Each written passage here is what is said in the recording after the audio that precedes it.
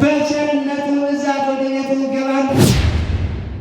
ቢያንስ እንኳን ሌላውን መያዝ ባንችል እንኳን ይህችን እንኳን እንድንይዝ አባቶቻችን ስራ በሚዲያ ኃጢአታቸውን በስልክ ንስሐ መግባት ትችላለች። እንዲህ እያደረጉ ህዝቡን ያሰቃዩት ነበር። የአይሁድ ካህን ጅራፍ ሰራና እየገረፈ አስወጣቸው። እናንተ የመንፈስ ቅዱስ ቤተ መቅደሶች ናችሁ ይላል።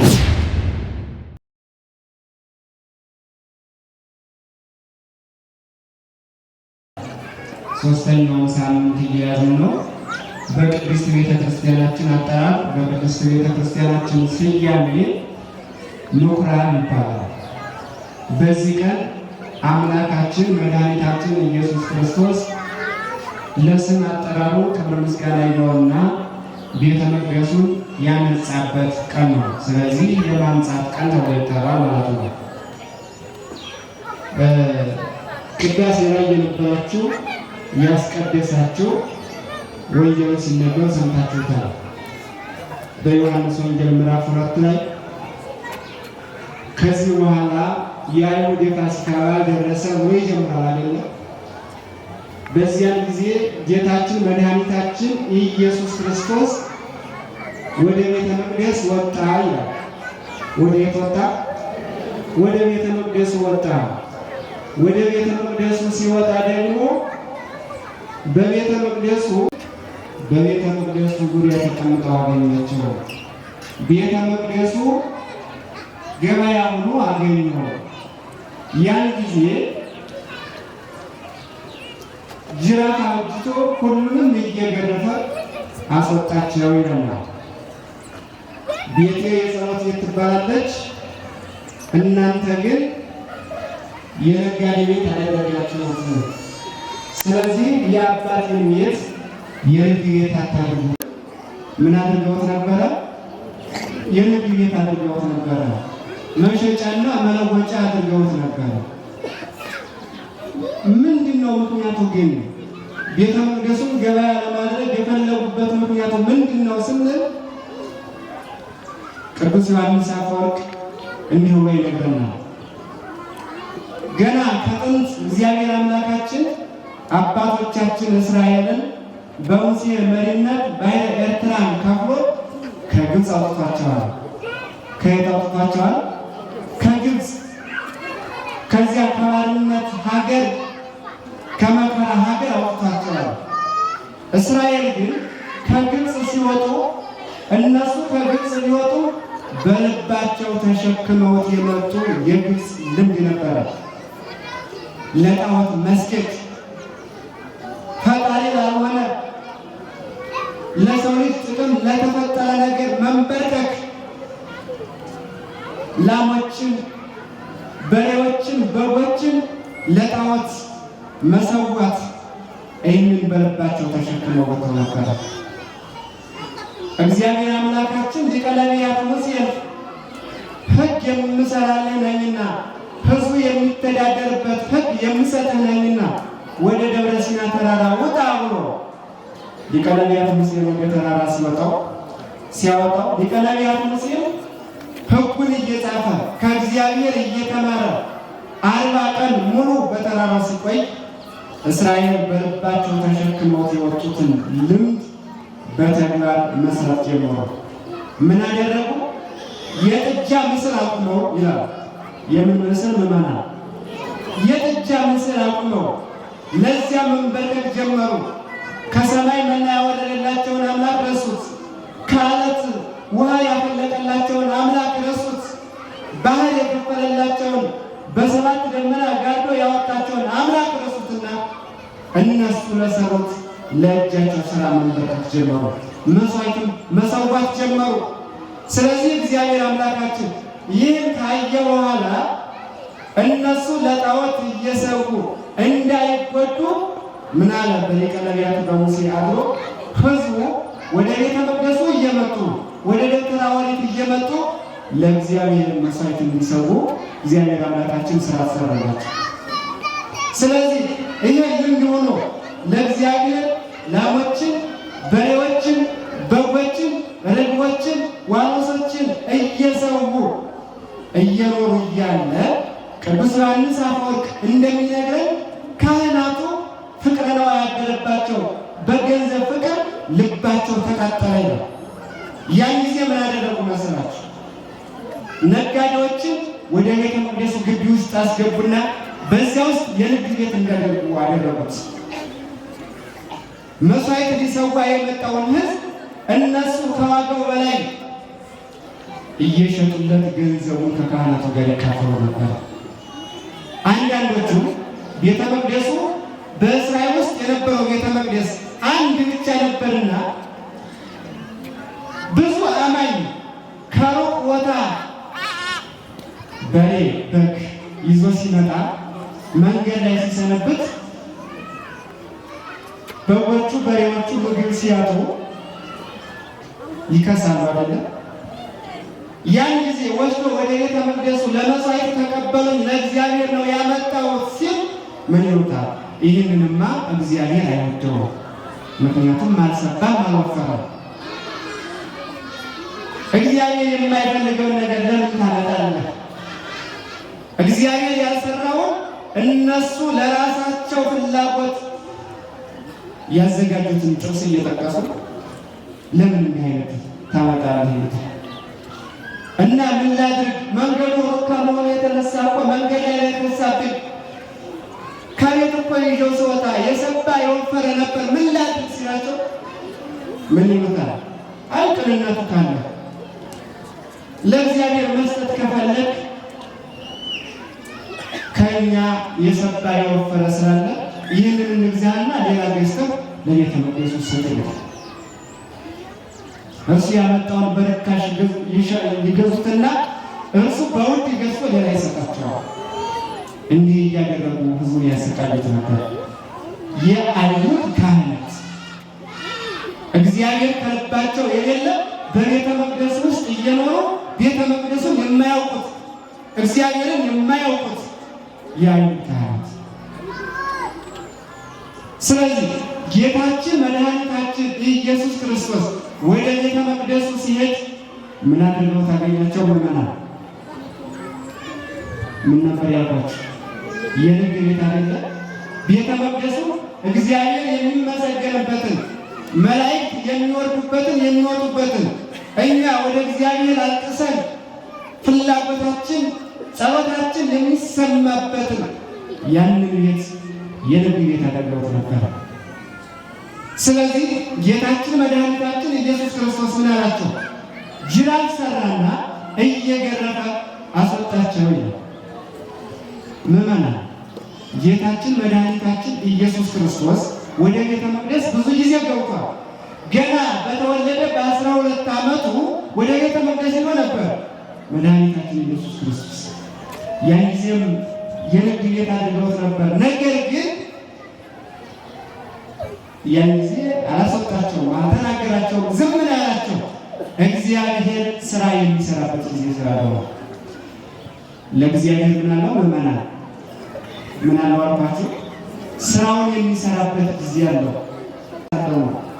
ከኃጢአታችን እንድንመለስ ጊዜ እየሰጠ ነው። ሊያስተምረን እየፈለገ ነው። ጊዜው ሲደርስ ግን ጅራፍ አዘጋጀና እየገረፈ አስወጣቸው። ከዚያ ምን አላቸው? ቤቴ የጸሎት ቤት ትባላለች አላቸው። እስኪ በሉ ቤቴ ወስዶላቸው የጸሎት ቤት ትባላለች። የምን ቤት ትባላለች? የጸሎት ቤት ትባላለች። እናንተ የንግድ ቤት አታድርጉት። ይህ ቅዱስ ቦታ የጸሎት ቤት ነው። ከእግዚአብሔር የምንነጋገርበት ነው። እንዴ አታስታውሱም እንዴ? የነቢዩ የሳሙኤል እናት ሐና ልጅ አጥታ ማህፀነ ደረቅ እየተባለች ስትሰደብ ልቧ ተሰውሮ ወደ ቤተ መቅደሱ ሄደች እኮ እና ወደ እግዚአብሔር አፈሰሰች እኮ ምዕመናን፣ አለቀሰች። በቤተ መቅደሱ ስታለቅስ ካህኑ የሰከረች መስሎ አንቺ ሰክረሽ ወደ እግዚአብሔር ቤት ለምን መጣሽ አላት። እርሷ ግን እባክህ ሰክሬ ወደ እግዚአብሔር አልመጣሁም፣ ወደ እግዚአብሔር ቤት አልመጣሁም፣ ልቤ ስለተሰበረ ነው፣ ልቧ ያዘነባት ሴት ነኝ አላቸው። እግዚአብሔር ሐዘኗን ተመለከተ፣ ጸሎቷን ሰማ፣ ልጅ ሰጣት። ስለዚህ ይህ ቤት የምን ቤት ይባላል? ለማለት የምን ቤት? የጸሎት ቤት ነው። የጸሎት ቤት ነው።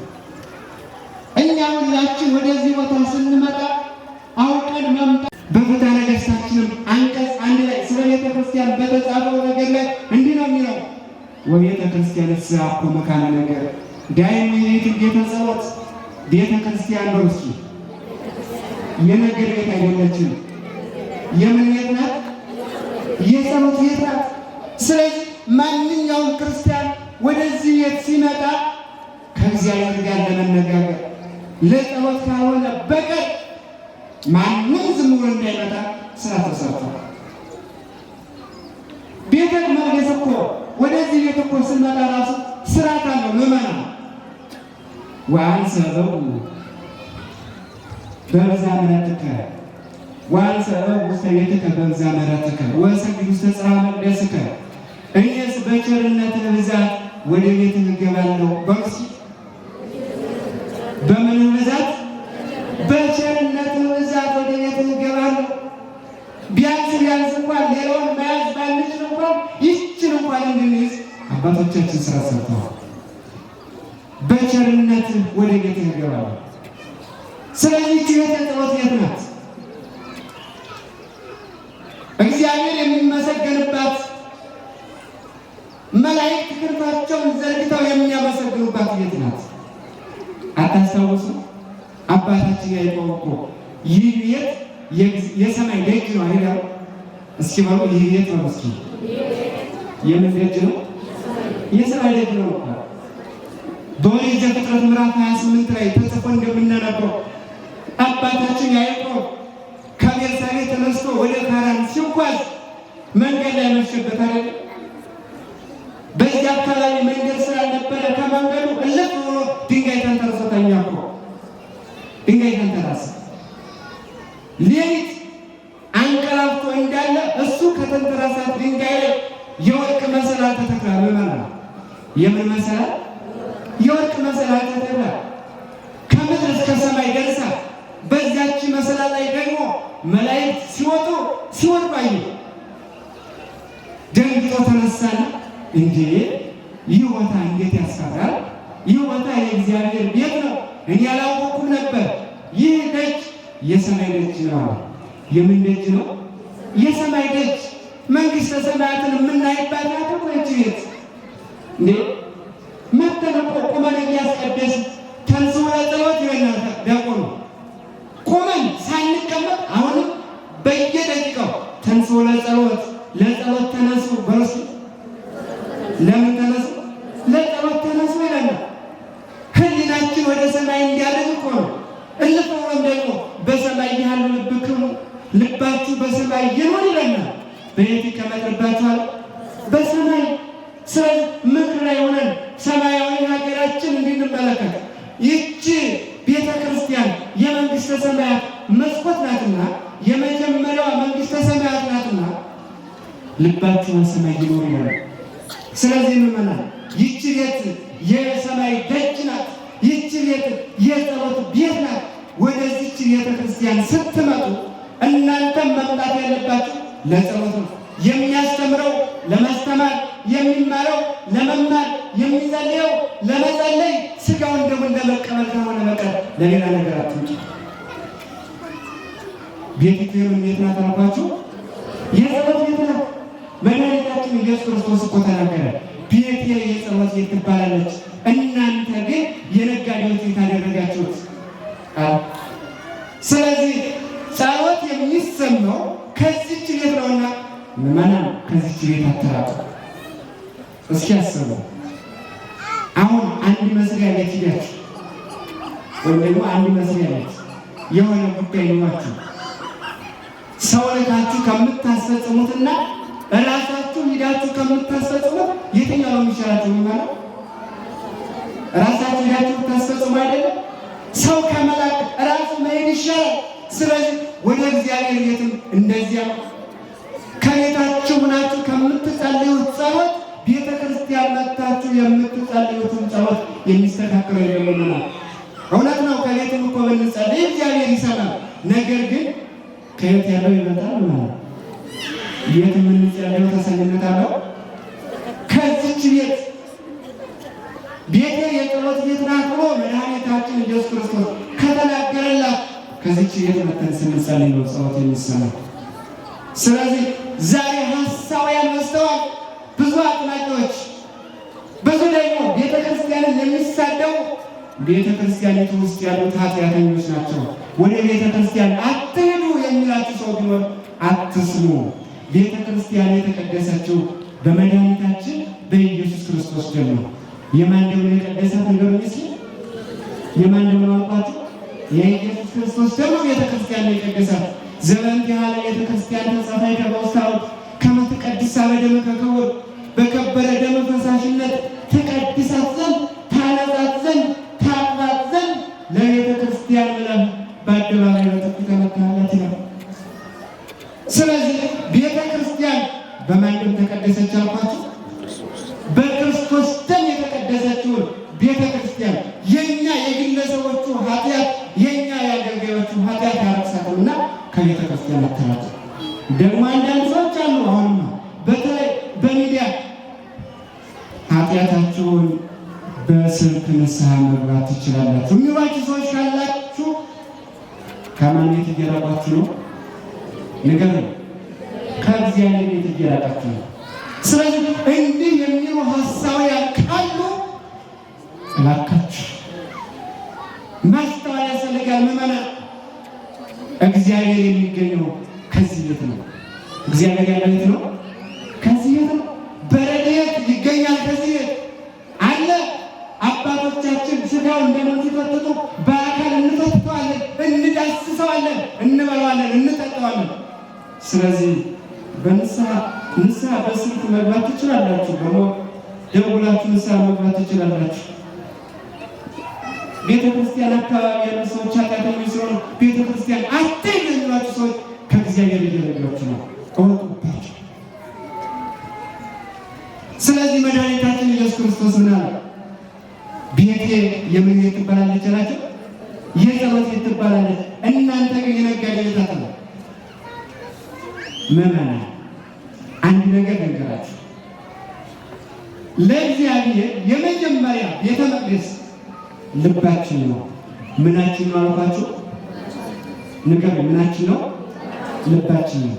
አንተሙ እቱ ታቦቱ ለመንፈስ ቅዱስ ይላል ቅዱስ ጳውሎስ። እናንተ ወስላችሁ በሉ እናንተ የመንፈስ ቅዱስ ቤተ መቅደሶች ናቸው። የማን? እናንተ የመንፈስ ቅዱስ ቤተ መቅደሶች ናችሁ ይላል። ስለዚህ የመጀመሪያው ለእግዚአብሔር ቤተ መቅደስ መሆን ያለበት ልባችን ነበር። ምዕመናን፣ በተለያየ ምክንያት ግን እግዚአብሔርን ከልባችን አባረነዋል። እንዴት ካላችሁ የአንዳንዳችን ልብ በበቀል ታስሯል። እግዚአብሔር እንዴት ብሎ ቂም ባደረበት ልብ እንዴት ብሎ ይደረግ? የአንዳንዶቻችን ልብ በሐሜት ረግሷል። እግዚአብሔር እንዴት ብሎ ልባችን ላይ ይደረግ? በበቀል ታስረን፣ በነገር ታስረን፣ በሐሜት ታስረን፣ በኃጢአት ታስረን እኮ ነው የተለያየ መባ እንኳን የተለያየ ስለት እንኳን ይዘን ስንመጣ መጀመሪያ ራሳችን ሳናነጻ በቅዱስ ዳዊት ተናግሮ እንዲህ አለ። ሥጋ መሥዋዕተ ወቁርባን የፈቀድኩ መሥዋዕትና ቁርባን አልፈልግም አለ እግዚአብሔር።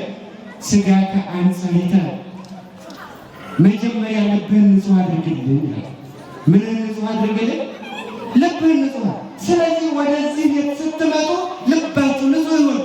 ከበቀል ነጽታችሁ፣ ከሐሜት ነጽታችሁ ነገር ይዛችሁ አትምጡ። ወደዚች ቤተክርስቲያን ስትመጡ የማንም ደጋፊ ሆናችሁ አትምጡ። እናንተ የሰው አይደላችሁም። አባገሌ መምረገሌ ምናምን የሚባል ነገር ሁላችን የእግዚአብሔር ነው። የማንን ነገር የማንን አኮ በወርቅ ኃላፊ ዘተሳየጠን በወርቅ አልተገዛንም። የክርስቶስ ክርስቶስ መስቀል ላይ ደሙን አፍስሶ ነው የራሱ ያደረገ። ስለዚህ ወደዚህ ስንመጣ መምጣት ያለብን የማን እንደሆነ አውቀን እንምጣ። የሰው ደጋፊ ሆናችሁ ነገር ይዛችሁ አትውጡ። ቤት ሁላችንም እንደዚያ ነው ማለት ነው። እኛም እናንተ ሁላችንም ልባችን አንስተን ከነገር ርቀን ለዚያ እኮ ነው ቤተ የጸሎት ቤት ተብሏል። መድኃኒታችን ከዚያ ቀጥሎ እናንተ ግን የልብ እየታደረጋችሁ ካለ ከዚያ ቀጥሎ ጅራፍ አበጅ በሬዎቹንም በጎቹንም ማስወጣ ወርቅ የሚለውጡትንም ወንበራቸውን ገለባበጥና ውጡ አላቸው። ምን ማለት ነው? መድኃኒታችን ኢየሱስ ክርስቶስ በሬዎቹን በጎቹን ከቤተ መቅደሱ ሲያስወጣ ምክንያት አለ። ዛሬ በሐዲስ ኪዳን የሚሰዋው የምንቀበለው ስጋ የምንቀበለው ደም የማን ስጋና የማን ደም ነው? ምን ነው? የጌታችን የመድኃኒታችን የኢየሱስ ክርስቶስ። እንደ ብሉይ ኪዳን በግ አንሰዋ፣ እንደ ብሉይ ኪዳን በሬ ለመስዋዕት አናቀርብም። መስዋዕታችን ክርስቶስ ነው። ደግሞ መስዋዕታችን ባለበት ልባችን ይኖራል። ቅድም እየነገርኳቸው የነበረው ልባችሁ በየት ይኖር ነው የተባለው? እየሰማችሁ ነው? ልባችሁ በየት ነው የተባለው? በሰማይ ነው አይደል? ስለዚህ መድኃኒታችን መስዋዕታችን በሰማይ ነው ያለው። እኛም መስዋዕትን ተቀብለን መስዋዕታችን ባለበት ልባችን ለዚያ ይኖራል። ሰማያውያንን ማለት ነው። ሀገራችን በሰማይ ነው። ሀገራችን በየት ነው? በሰማይ። ስለዚህ በዚህ ዘመን በሐዲስ ኪዳን ዘመን በግ መሰዋት እንደሌለበት፣ በሬ መሰዋት እንደሌለበት እሱ ራሱ መድኃኒታችን ኢየሱስ ክርስቶስ ለእኛ ለሰው ልጆች የሚበላ ምግብ የሚጠጣ መጠጥ ሆኖ ስለመጣ ኢየሱስ ክርስቶስ ጾመ ስለዘይጽው ግራም አባቶቻችን ኪዳን ሲያደርስ ኢየሱስ ክርስቶስ ጾመ ስለዘይጽው ኢየሱስ ክርስቶስ ህብስተ ሕይወት በዘይበልዖ ኢየሱስ ክርስቶስ ለሚጠራው ሰው ስሙ ጣፋጭ ነው ይሉታል። እስኪ በሉ ኢየሱስ ክርስቶስ ነው። እስኪ በማለት ኢየሱስ ክርስቶስ ለሚጠራው ሰው ስሙ ምንድን ነው? ጣፋጭ ነው። ታውቃለህ? ኢየሱስ ክርስቶስ በወደው ለሚመገበው ሰው ምንድን ነው? ምግብ ነው። ስለዚህ እሱ ራሱ ምግብ ሆኖ ስለመጣ የምንበላው ምግብ የምንጠጣው መጠጥ ሆኖ ስለመጣ በጎቹንና በሬዎቹን እየገረፈ ከቤተ መቅደስ ያስወጣቸው። ከዚያ ሲቀጥል ርቦቹንም እንደዚሁ። ምክንያቱም መስዋዕት ሆኖ የመጣው እሱ ራሱ ስለሆነ ራሱን ያማረና የተወደደ መስዋዕት አድርጎ ስለኛ በመስቀል ላይ ስላቀረበው ርቦቹንም እንደዚሁ አወጣ። ወርቅ የሚለውጡትንም ተመልከቱ። ወርቅ እኮ በዚያ ዘመን ለቤተ እግዚአብሔር ይሰጥ ነበር። ነገር ግን ወርቅ ከመስጠት በፊት ምናችን መስጠት ይቀድማል ብያችኋለሁ። ምናችን እንስጠው? ልባችን ነው እግዚአብሔር የሚፈልግ። እግዚአብሔር እኮ የወርቅና የብር ድሃ አይደለም። ምን ነው በእንዶ እግዚአብሔር የወርቅና የብር ድሃ አይደለም። ወርቅ አምጡ ሲል፣ ብር አምጡ ሲል፣ መስዋዕቱ ወደ ቤተ እግዚአብሔር አምጡ ሲል ለእሱ ያለንን ፍቅር እንዲያይ እንጂ ለእሱ ያለን ፍቅር እንዲታወቅ እንጂ ወርቁን የፈጠረው ብሩን የፈጠረው እግዚአብሔር የወርቅና የብር ችግር የለበት። እግዚአብሔር የራበው እግዚአብሔር የሚፈልገው ምንድን ነው? ንጹሕ ልብ በርሱ። ምን አይነት ልብ ነው የሚፈልገው? ንጹሕ ልብ። ለዚያ ነው እኮ በነቢዩ ያለው ልጄ ሆይ በሩ ልጄ ሆይ በርሱ ልብህን ስጠኝ። ምንህን ስጠኝ? ልብህን ስጠኝ። ስለዚህ ልመና በቤተ መቅደሱ በሬ፣ ላም፣ በግ ይሸጡ ይለውጡ የነበሩ ሰዎች ከቤተ መቅደሱ ተባረዋል። ባጭሩ እንስሳዊ ግብር በቤተ መቅደሱ የሚሰሩ ሰዎች ይባረራሉ። ስለዚህ ወደ ቤተ መቅደስ ስንመጣ ወደዚች ወደ ጸሎቱ ቤት ስንመጣ እንስሳዊ ግብርን ከኛ በማራቅ እንደ እንስሳት ስርዓት አልበኛ ከመሆን ርቀን በስርዓት ሁሉ በአግባቡ ልንንቀሳቀስ ያስፈልጋል። ስለዚህ ቤቱ የምን ቤት ነው? ንገሩ፣ ልጨርስ ነው። የምን ቤት ነው? የጸሎት ቤት ነው። ስለዚህ ልባችን ቤተ መቅደስ ነው። ይህም የተቀደሰ ቦታ የተሰባሰብንበት ቦታ የምን ቤት ነው? የጸሎት ቤት። ስለዚህ ወደዚህ ቦታ ስንመጣ ለጸሎት፣ ለትምህርት የክርስቶስን ሥጋና ደም ለመቀበል ብቻ እንድናደርገው የራሳችን ሰውነትን በንስሐ ታጥበን ንጹሕ አድርገን የክርስቶስ ማደሪያ እንድናደርገው እግዚአብሔር አምላካችን ይፍቀድልን። ሥጋውን በልተን ደሙን ጠጥተን የዘላለም ሕይወት እንድናገኝ በቀኝ እንድንሆን ልዑል አምላካችን እግዚአብሔር ይርዳን። ወስብሐት ለእግዚአብሔር።